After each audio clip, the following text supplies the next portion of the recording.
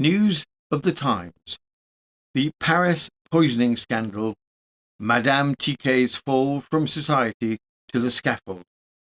1699.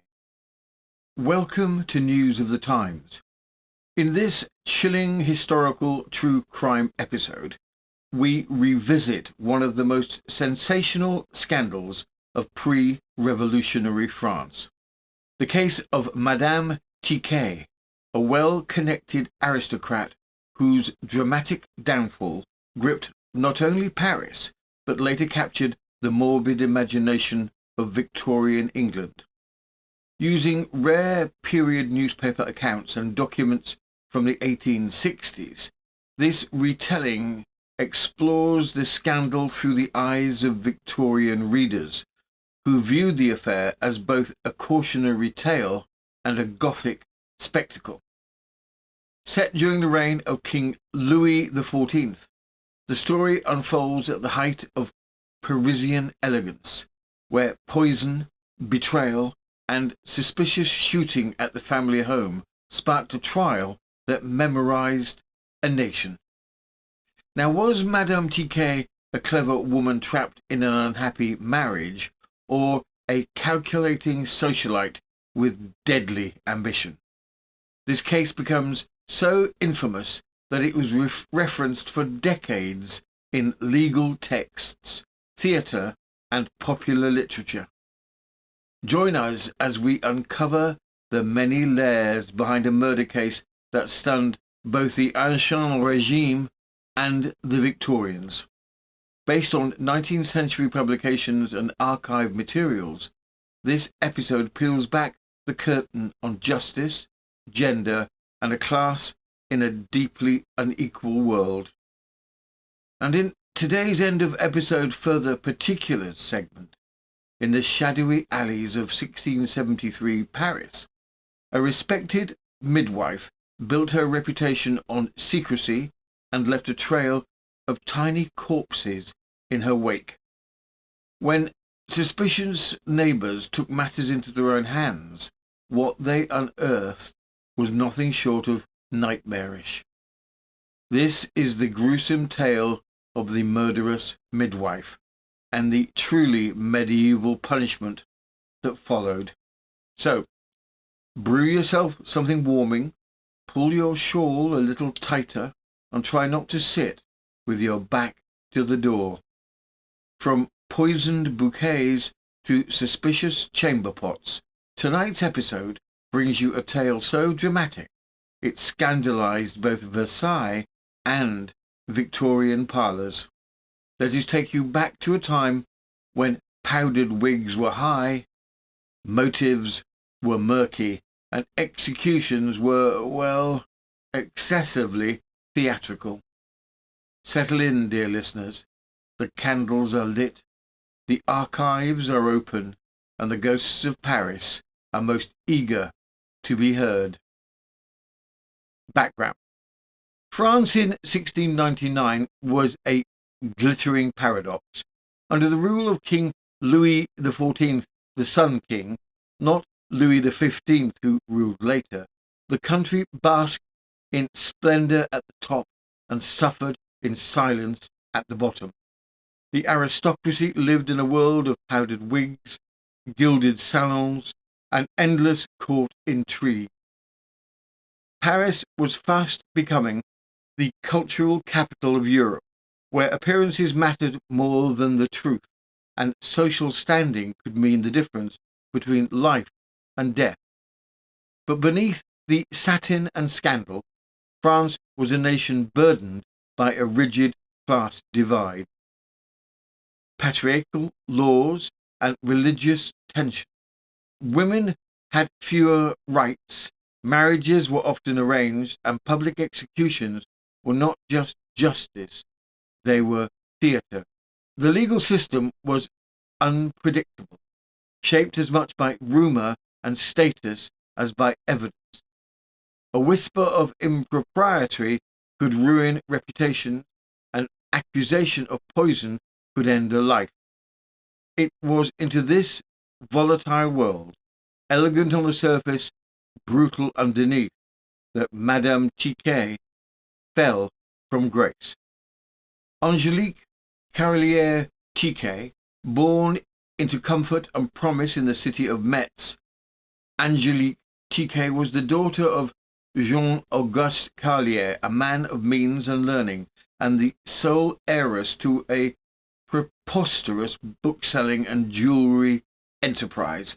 Her childhood was marked by care and education, with a devoted father who, after the loss of his wife, focused all his energies on raising his two young children, Angelique and her younger brother, Auguste, with intelligence and virtue. By the age of 16, Angelique was a stunning young woman who captivated all who beheld her. Her dark chestnut hair fell nearly to her feet, catching the light like scattered gold dust. Her beauty was the kind that turned heads in salons and caused whispers behind fans. Poised, luminous, and entirely unprepared for the cutthroat games of Parisian society, she became the glittering pawn in her aunt's social resurrection. After the sudden and suspicious death of her father, a tragedy chalked up to cold and fatigue, but shadowed by the aunt's eerie preparedness, Angelique inherited a sizable fortune. Whisked away to Paris, she was dressed, housed, and launched into high society with all the pomp of a royal debut. Madame de Remenay. In her age when beauty could open palace doors, Madame Remenay walked boldly through them all. Born into the bourgeoisie, she ascended far beyond her station. Armed with wit, dazzling looks, and an unshakable instinct for manipulation, she captivated a young nobleman married into aristocracy against his family's wishes, and soon found herself installed at court. Elegant, sharp, and adept in the art of intrigue, she became a familiar figure in the salons and drawing rooms of high society. But court favour is a fickle thing. With the sudden death of her husband and her pension a pittance of her former life, Madame de Remenay refused to surrender to modesty. She clung to her luxuries, even as age and illness began to erode her famed allure. When patrons drifted and mirrors turned cruel, she looked not inward, but homeward, back to Metz, where she had long ignored her relations. She arrived with theatre and worthy humility, embedding herself into the household of her late niece's husband, Jean-Auguste Carlier. Playing the role of grateful aunt and devoted housekeeper, she soon became a fixture, charming, attentive, and calculating, but under the skills and sympathies lurked a ruthless survivor. Her tastes clashed with Carlier's careful frugality, and though he resisted her push towards extravagance, he could not see the true danger that she was grooming his only daughter, Angelique, to serve as her return ticket to power. Over 3 years, she cultivated the girl's vanity and ambition. By the time he died, suddenly, in harsh winter weather, the aunt had learnt of his will. Over 1,000,000 francs she had left equally to his children, with herself named sole guardian. When the news of his death reached her, she had her trunks already packed. The swiftness of her grief was matched only by her readiness to profit. When Jean-Auguste Carlier died suddenly during a brutal winter journey, his children were left in the care of a woman whose outward grace concealed a will of iron. With their mother long gone, 16-year-old Angelique, already strikingly beautiful, and her younger brother Auguste, were now entirely under the guardianship of Madame de Remenay, their dazzling and dangerous aunt. The choices this woman would make in the months that followed would determine not only Angelique's future, but her downfall. From the Belfast Morning News, the 8th of November, 1860, a beautiful devil.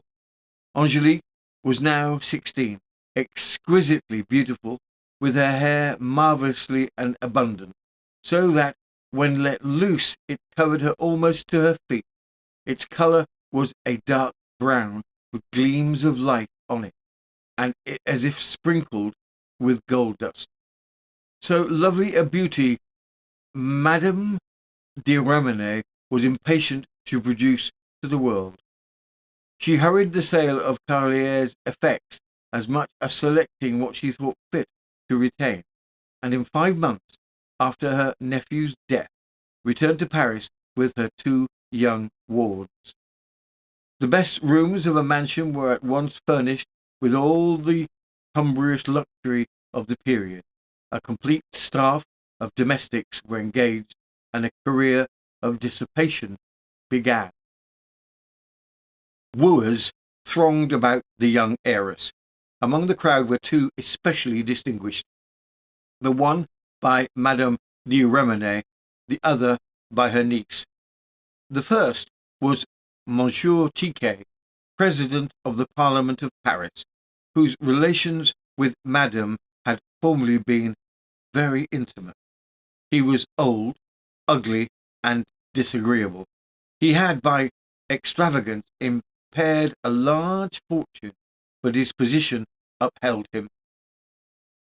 The aunt favoured his pretensions, for the president was bound himself to pay her a large sum on the day when he should marry Angelique.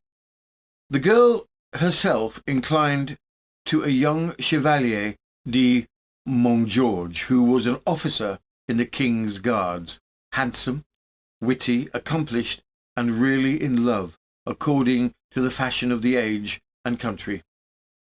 Montgeorge's family, however, required high birth in his bride, and endeavoured to detach him from his mistress. They procured from the king his appointment to a colonelcy in a regiment ordered to a remote part of the kingdom, and while he was gone, Monsieur Tiquet made good use of his absence. Madame de Romane assisted efficiently. Angelique was assailed on the other side by fetes and costly gifts, and on the other side by the fabulous accounts of the wealth and rank which should be hers on becoming a Madame Tiquet, and of the envy she would excite in the hearts of all the girls in Paris. Particular mention is made of one present which completely subdued the little power of resistance Angelique had left. It was a bouquet of flowers imitated from nature, the leaves being gold and emeralds, the flowers of turquoise rubies, sapphires, opals, and garnets, sprinkled with dewdrops of small diamonds. She could not withstand so gallant and princely an adorer, and in a few weeks became Madame Tiquet. Passionately adoring his young wife, the president was jealous of her lightest look, as Angelique had been prepared for her married life by an imitation from her aunt that marriage by no means excluded lovers. She insisted on dressing like a princess and on entertaining a throng of flatterers. Her husband wished for domesticity and had become, as spendthrifts sometimes do, miserly now that he had again a fortune. Constant and violent contention was the consequence, and to make matters worse, Montgeorge, whose friends had been made happy by Angelique's marriage, was recalled to Paris and became her constant attendant. Monsieur Tiquet at last refused to supply his wife with money beyond a very small allowance. She applied then to her aunt, who, by supplying her with funds, still further established empire over her. Her aunt repeatedly urged on her how fortunate it would be if Auguste, her brother, to die, for Monsieur Calliers will have decreed that one of either of his heirs died without issue, the fortune of the deceased should go to the survivor. If both died childless, all was to be applied to the use of various charities, except a small sum left to Madame Remenay. As Angelique ran into debt, her husband refused positively to advance or increase her allowance. If Auguste would only die, was the terrible suggestion from her aunt. He is puny and frail, does not enjoy life, and cannot live to maturity. Yet you, who so much needs his money for a vast deal of enjoyment. No more was said on that occasion, but at subsequent interviews the subject was revived. Auguste was a boy of 13, delicate and quiet, often and seriously ailing, much neglected by his aunt and sister, but loved and sedulously cared for by an old abbé who was his tutor. His health grew worse and worse. Violent sickness, internal cramps, and racking pains soon brought him to the brink of the grave. In about 3 months from the time of the first serious attack, he died. No one suspected foul play. The boy had been almost unknown to anyone except the servant and his tutor. His fortune went to Angelique, and she, sometimes afterwards, presented her aunt with 2,000 francs and a magnificent cashmere shawl. Monsieur Tiquet, somewhat mollified by his wife's increase of fortune, conceded to her many of her demands and relaxed somewhat his vigilance.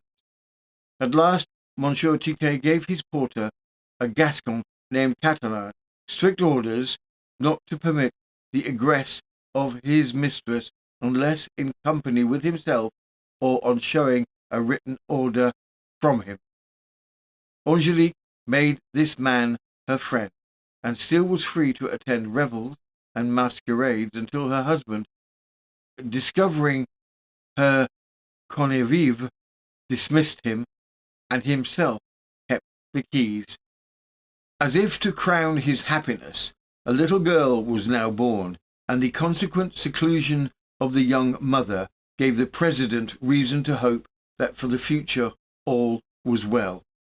But with Angelique's returning health, returned her taste for pleasure.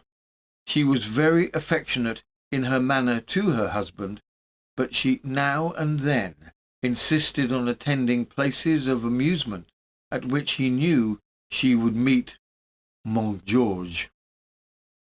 Catalan, although dismissed from the president's service, was still in the service of the lady who gave him money with which he set up a sort of cabaret in a remote part of the town. To that house, as was afterwards discovered, Madame Tiquet frequently went in disguise to meet Mon George and others. At this time, Monsieur Tiquet was recovering from an attack of asthma, which had for many weeks confined him to his room, where he was attended by a valet named Servien, as old as himself, but had lived with him 30 years, and who looked with disfavour upon his young mistress, and understood more of her ways than she supposed. A certain regime had been prescribed for the invalid, of which a strong broth to be taken at noon formed a portion. Suddenly, Angelique once more became a domestic wife, insisting on preparing this broth herself. Servin had his own views on the subject, and resolved to oppose stratagem by stratagem.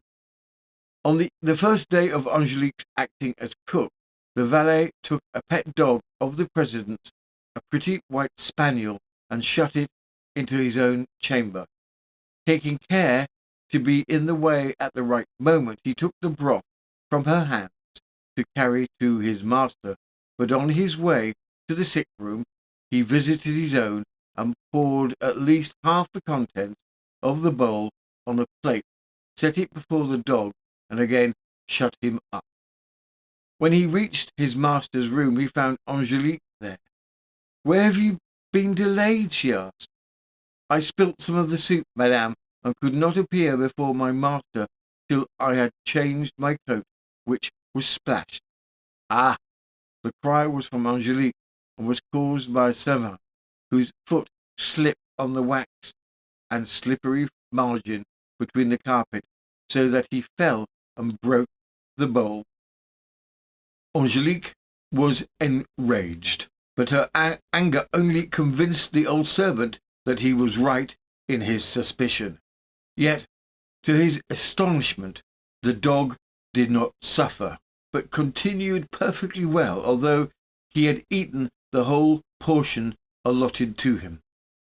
The valet was therefore obliged to conclude that no poison had yet been mixed in the soup.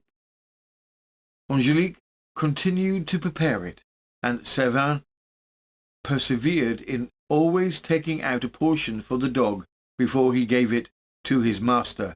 It was excellent, and both the dog and his master appeared the better for it. A poisoning. So things went on for about 3 weeks, and then Servin, on taking the bowl from his mistress one day, fancied that he discovered a certain agitation in her manner. In his hearing, too, she ordered her footman to accompany her directly on a visit to Madame de Remonnet. Servin hastened to feed the dog, having first made sure that his mistress was gone out. He was in the act of pouring out the broth when an angry exclamation startled him, and he saw his master standing by. "Do you dare to give my luncheon to the dog?" he said, and he made Servin precede him to his chamber, where he seated himself before the tray. As he raised the first spoonful to his lips, the faithful valet arrested his hand. "Do not taste it, my dear master," he said. "It is poison." "What do you say?" "Your soup is poison." Servin brought in the dog and gave him all the broth. Not a word was spoken by master or servant for more than a quarter of an hour, during which the dog, heavy with a full meal, had gone to sleep before the fire. At last it seemed disturbed. It rose, whined, rolled itself on the floor, writhing in convulsions, and was violently sick. In 10 minutes more the dog was dead. There was now no doubt of Angelique's intention, but the old president implored with tears not to betray her to justice. The servant solemnly promised, on condition that his master neither ate nor drank anything but what he himself prepared and brought. It was resolved between them to conceal their knowledge of the attempt as much as possible, and to allow Angelique to believe that the broth had been taken by her husband, who would feign illness. He therefore retired to bed, and was scarcely there when Angelique entered. "In bed?" she exclaimed. "I hope you are not worse."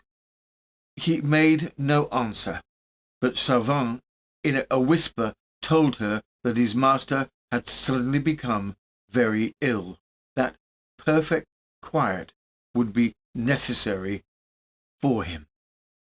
During the 2 days Angelique waited on her husband, who was remained in bed, but do what she would, Servin would not be got rid of. If she desired him to fetch anything, he had it at hand in a closet, or rung for another servant, saying that the doctor had ordered him never to leave his master for an instant. On the evening of the 2nd day the valet had gone to the cupboard, and the president, fancying him still being there, asked for a glass of eau sucre.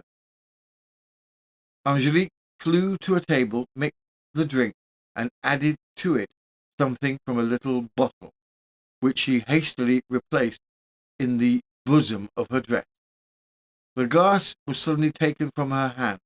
A half-stifled scream betrayed her terror, but Savin dispensed with all ceremony, led her from the room, closing the chamber door behind them, and said sternly, "This cannot last longer, madame. You have put a mistake into my master's eau sucre. I must learn from a physician what it is. 2 days ago you made a similar mistake with monsieur's broth, but it was Fifney who drank it, and that did not so much matter, except Fifney is now dead, poor thing." She did not answer, but steadying herself against the balustrade of the staircase, looked at the valet with distended eyes. "Madame sees that to preserve master from such accidents in future, it is necessary that I should ask the physician what is here," continued Servin, touching the glass. "But it would simply matter amazingly if madame would be so obliging as to give me the phial which is in the folds of her dress." "You will not betray me. On one condition, madame, I will not. You must leave the care of my master altogether to me. The fatigue is too much for you, and you make nervous mistakes which might be fatal. In future I shall make the drinks, and further, you will give me that bottle which I shall set carefully aside with this glass, lest in an unhappy moment of forgetfulness something might occur which would render it necessary for me to produce them." He had scarcely spoken when she dashed the glass from his hand, and the contents mingled with the shattered fragments, and it fell through the balustrades and dropped on the staircase beneath them. "I promise what you ask," she said, with a flash of triumph in her eyes. "The phial contains only an eye-wash." The valet shook his head. "You cannot come into my master's chamber again, madame. If you do—" He paused and returned to the president. Servin proceeded to arrange the room for the night, taking his own place in an armchair beside the bed. Another attempt. The night wore on, and when the old president fell asleep at about midnight, Servin felt inclined to follow his example, yet an undefined fear warned him to be watchful. He arose from the chair and moved about the room, opening the curtains and gazing out into the dark and stormy night. He stirred the fire and placed himself beside it, trimming the lamp and taking up a book. But he could hear Angelique, whose apartments joined that of her husband, moving cautiously about, and he was unable to fix his attention on the pages. Presently the sounds of her chamber ceased. Nothing was to be heard save the moan of the wind without, and the crackling of the fresh wood he had piled on the hearth. He felt that the desire to sleep was overcoming him, and casting about for means of rousing himself, it occurred to him to make some coffee. Noiselessly opening the door, he listened for a moment at Angelique's door. All was still there. He peered through the keyhole, but there was no light within, except from a flicker of her dying fire. Feeling that all was safe, he returned to his master's chamber, and taking a light, trod carefully along the corridor and down the stairs to the lower story to get the articles he needed. Scarcely had he reached the lowest step when Angelique's door opened without a sound, and she looked over the balustrades at him. She had either been in bed or was ready for bed, for a long white nightdress was her only covering. She entered her husband's room, approaching the table on which his drink for the night was set. She removed the stopper from the carafe and poured it into the whole contents of a bottle she carried, and at this moment she heard Savin approaching as he was ascending the stairs. She saw the reflections from the light he carried on the ceiling of the room. She could not regain her chamber unobserved, but remembering that she had pulled her door close as she came out, she darted towards a large closet in her husband's room, lined with fixed wardrobes, and opened the door of one of these and stepped lightly in. She had scarcely shut the door upon her when Savin entered the outer room and shut himself in. She drew before her some of the garments which hung from the pegs, and cautiously settling herself in an endurable position, could hear Savin stirring and drinking his coffee. Presently Monsieur Tiquet began to mumble indistinctly and to toss his arms and head. Savin took his master's hand. It was like fire to the touch. The sick man called for drink, and Savin, who had taken especial care in this direction, hastened to give him some, but to his dismay he found the stopper out of the carafe. Now he distinctly knew that he had replaced the stopper. A slight circumstance had impressed the fact on his mind. It had fallen from his hand upon the table, and had made a noise which had startled his master from his first sleep. He laid down the half-filled glass, and filled another with pure water, which the president drank eagerly. Then, going into the corridor, Savin went to Angelique's door, but it was closed, but not latched, and it yielded to his touch. The fire was nearly out when he looked in, but as his eyes became used to the half-light, he saw that the bed coverings were turned down, and that the bed was unoccupied. He called to his mistress, supposing she might be in the dressing-room, but when no answer was returned, he came back. He was sure that Angelique had entered her husband's chamber while he was absent. He looked under the heavy valance of the bed, and examined every portion of the furniture, under or behind which she might be. Last of all, he went to the closet, and, as if by instinct, pulled open the leaf of the wardrobe and drew aside the president's robe of office, under which the guilty woman lay.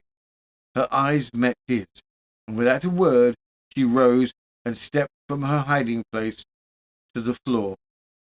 The most abject entreaties succeeded Angelique's first speechless terror, but Savin was deaf to her prayers. In the rage which quickly subsided when she flung herself on him in her endeavours to escape, her strength was no match for his, yet the struggle was long before he at last got her into the closet, which had no windows, and there locked her in. As soon as he had done that, he proceeded to awaken one of the manservants and sent him for the physician. His master was alarmingly worse. His thin voice was raised in fearful screams. His whole frame was agitated by vain struggles to get up. Dawn was breaking when the doctor arrived. Having first attended to the patient, who was quiet, although still wandering in mind, he listened while Savin detailed his suspicion and the causes which had aroused them, and finally proceeded to fill the carafe with clear amber fluid, at the bottom of which a white sediment had settled. By noon on the ensuing day, all Paris was in a ferment. The news was on everyone's lips. Madame Tiquet, accused of attempting to murder her husband, had been arrested and was awaiting trial. The Chevalier Montgeorge, who had also been apprehended at the Hotel Tiquet, was in custody, as was Angelique's maid. Terrified, the maid confessed everything she knew, which turned out to be quite a lot. She declared that her mistress had frequently visited the cabaret of Catalan, often taking the maid with her. There, Madame Tiquet acquired various substances, sometimes powders, sometimes liquid, which she told the girl were cosmetics that Catalan's mother taught him to prepare. But the woman had watched and had seen her mistress put potions of things into the food of an Angora cat and into the drinking vessels of birds, and they had all died. At another time, Angelique had sent her to Catalan's with a sealed letter, on receipt of which the man had delivered her a bottle, which was the one now produced. It had been full when she gave it to her mistress. Now it was empty. When she gave the bottle to her mistress, the latter had kissed it and said, "I have herewith the means to punish all my enemies and to make myself free. Have a care you do not offend me." The girl had then asked her mistress what the phial contained, on which she replied, "Enough to prevent 6 men from ever feeling a headache again. Something to cure Monsieur Tiquet's asthma and jealousy at one draught." This had occurred 5 days ago. She said she had been afraid to tell, although she knew that it was poison which Catalan had sent. On the day after the scene above described, she said to her mistress that she thought she must tell someone of what she knew, for it lay heavy on her conscience, on which Angelique had made her swear to keep it secret, telling her that if she did not do so, she should have some of the poison herself, and that if she told, she would bring punishment on her own head, for she was now in the eyes of the law as criminal as herself. This, she said, had kept her silent. On her deposition, Catalan was arrested. In his house were found poisons of various kinds.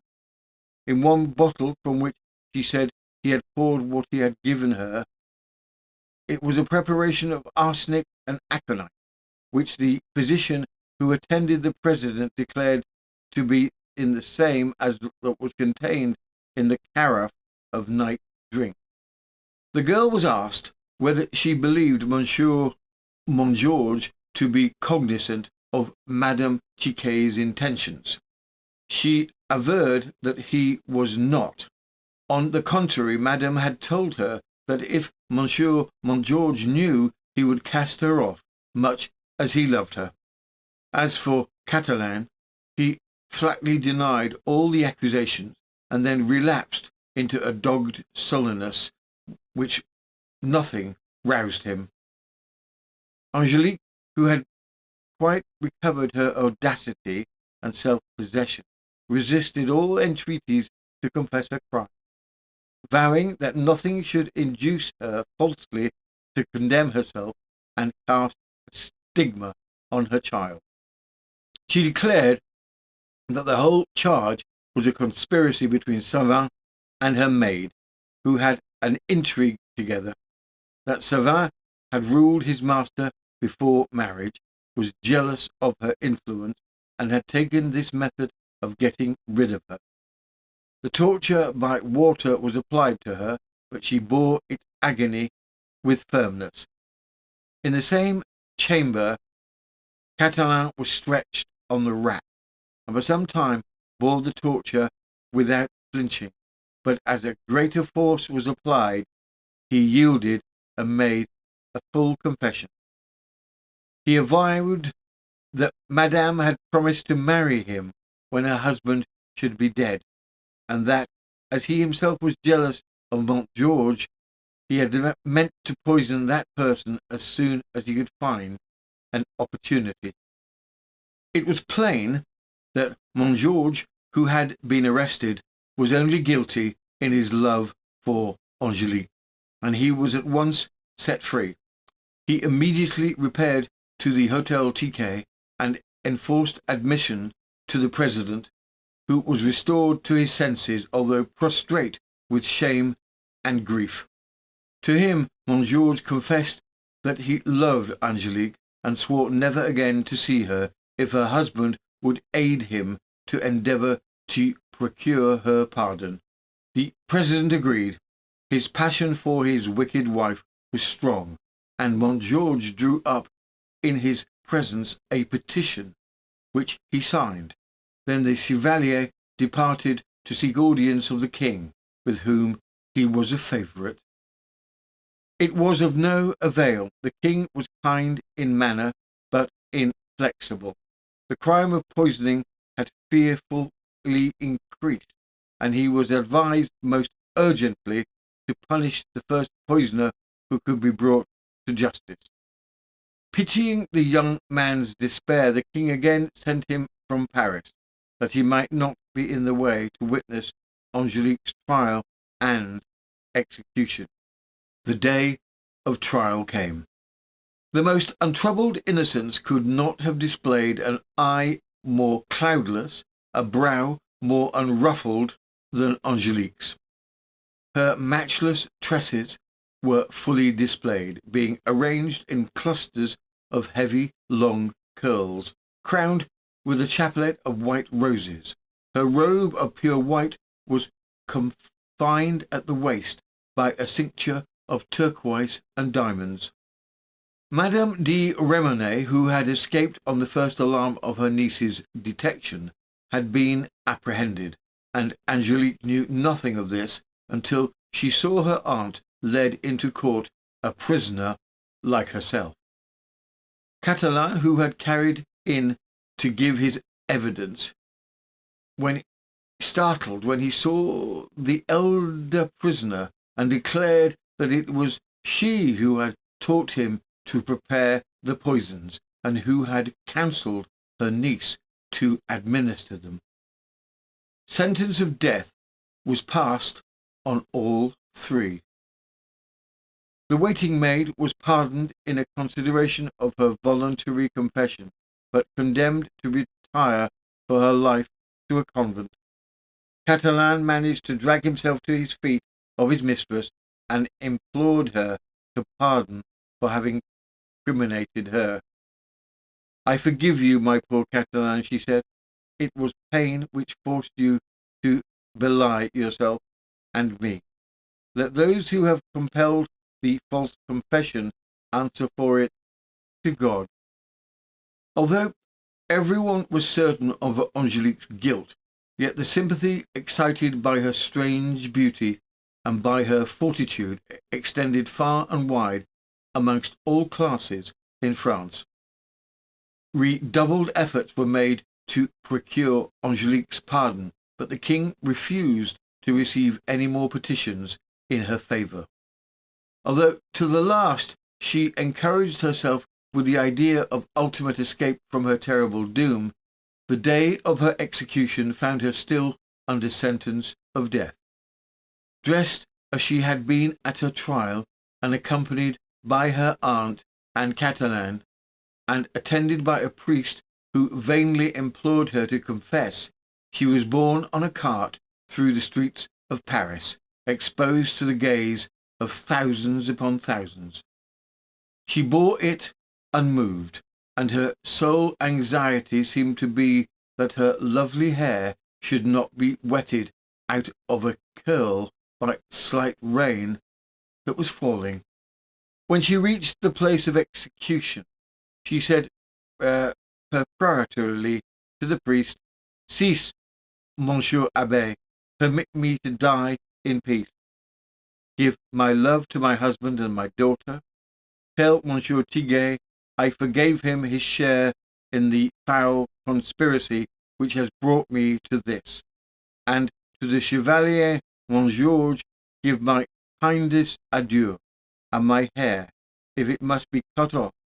So now farewell, for I will hear no more." Her companions in crime suffered first. In a few minutes she too ceased to live. The excitement passed description. Women and even men shrieked and swooned. Many fell and were trodden to death. The smallest lock of her hair sold for a large sum. As for the wretched president, he retired from public life, and, living a life of the utmost seclusion with his child, placed her, when sufficiently old, in a convent of the Sacre-Cœur, where she ultimately took the veil about a year before her father's death. Further particulars.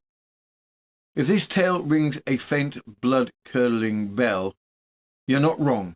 We've shared it before, but as today's main case takes us deep into the powdered wigs and darker corners of 1699, France, it seemed only fitting to dust off one of the most infamous accounts from the very same era. For newer listeners and those who enjoy their history with a strong dash of horror, may we introduce a truly grotesque footnote in the annals of Parisian justice. So please, draw the curtains, stifle any maternal instincts, and prepare yourselves for one of the more astonishing entries in France's long and ghastly registry of wrongdoings.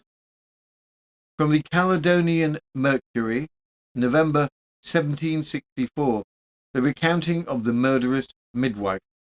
In the year 1673, an eminent midwife in Paris had, by her great skill in her profession, obtained the favours of the greater part of the inhabitants, the gentler of whom she delivered at their houses. For those whom either inclination or a worse cause made it necessary to be secretly delivered, she had provided accommodation at her own house, to which great numbers resorted. It happened that a gentleman who lived next door to the midwife had observed that, although many pregnant women went in to be delivered at her house, yet very few children were brought out, and his suspicion of foul play towards the infants increased daily. He at length consulted with some of his neighbours, who joined him in requesting a warrant from the magistrate to search for some plate which he pretended to have lost. In order, however, not to alarm the midwife, they began the sham search at the distance of 9 or 10 houses from hers.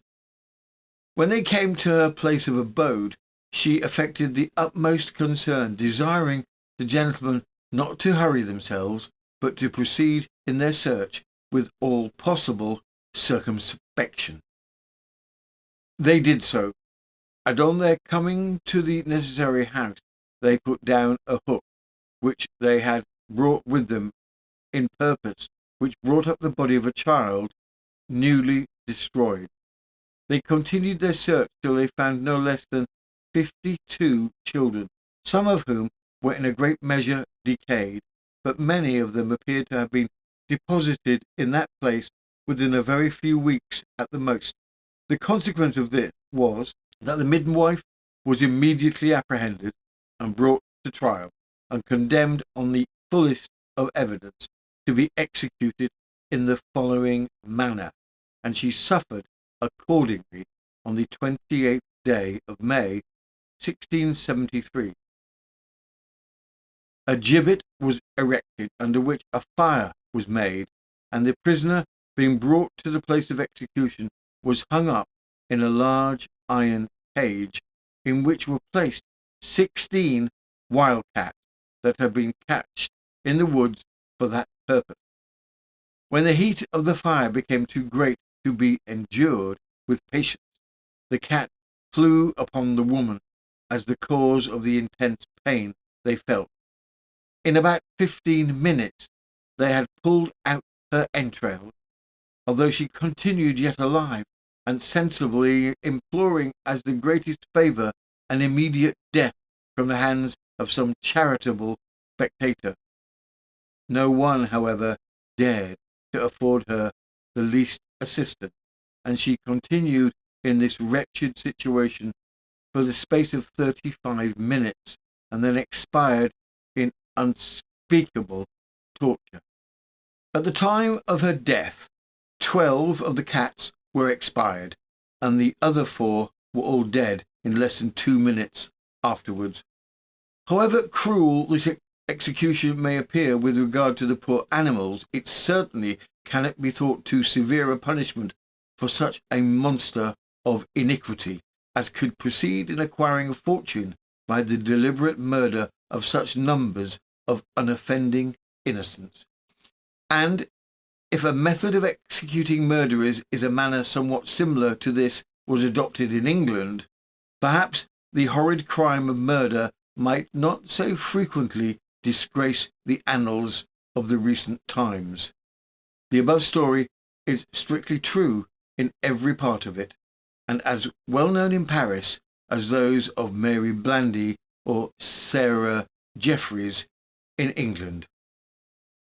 If you've enjoyed this tale of powdered wigs, poisoned plots and Parisian scandal, do consider liking, subscribing and sharing, preferably with that one friend who insists French wigs are coming back into fashion. They're wrong, but bless them. Of course, if you're feeling daring, go ahead and press the new hype button. Rumour has it, it curbs the voracious appetite of the YouTube algorithm, which, much like Madame Le Romanet, is never truly satisfied. Your support helps us fend off historical obscurity, one murderous aristocrat at a time. If this scandal whetted your appetite for more, you'll find daily drops, over 720 uploads, and a free one-week teaser awaiting you on Patreon, all designed to fill your boots and possibly your bodices with our growing library of historical mayhem. Whether you're into sinister scandal, eyebrows-raising eccentricities, or just enjoy muttering, "What in the powdered hell is this?" we've got you covered. Just follow the link in the description. No wigs required, unless, of course, you insist. This has been News of the Times, and I am Robin Coles, minor clerk to the Tribune of Unfortunate Decisions and junior editor of the Illustrated Registry of Fatal Entanglements. Until next time, may your flowers be real, your wigs remain optional, and your household staff never need to testify under oath.